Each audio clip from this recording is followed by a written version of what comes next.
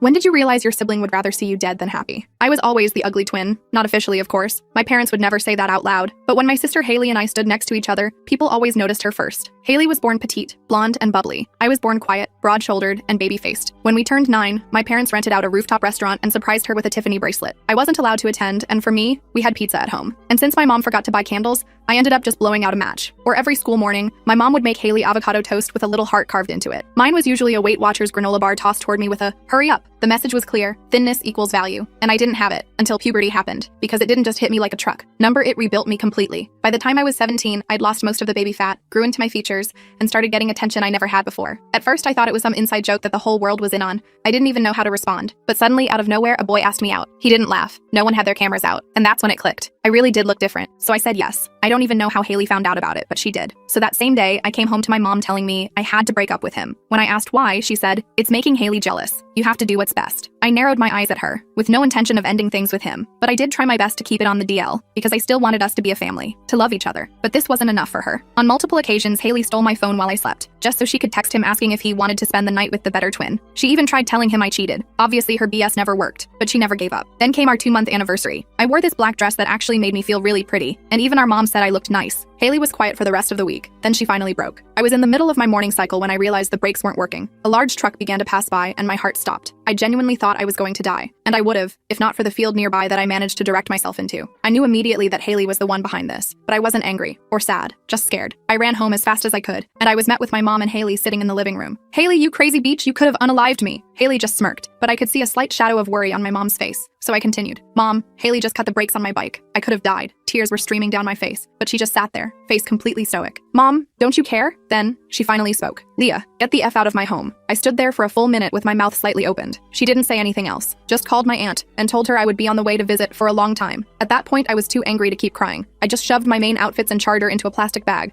before storming out into the Uber parked outside. My veins ran cold. But 5 minutes later, I completely forgave my mom, because that's when she called me. "Honey, I'm sorry, but you're safer this way," she was whispering, voice shaking. "Your sister's jealousy has gotten out of hand." Turns out a week ago when my mom complimented me, my sister cut the brakes on her car. My mom was too scared to go to the police because Haley threatened that if any authority figures got involved, she would commit suicide. Suddenly, it all made sense. I could tell from her tone that she regretted the way she raised Haley too, but I didn't. You see, Haley now believed she was on top of the world, that nothing could knock her down, that I was the lesser half, and I was about to show her just how strong the power of underestimation can truly be. The rest of the full video is on my channel and linked below.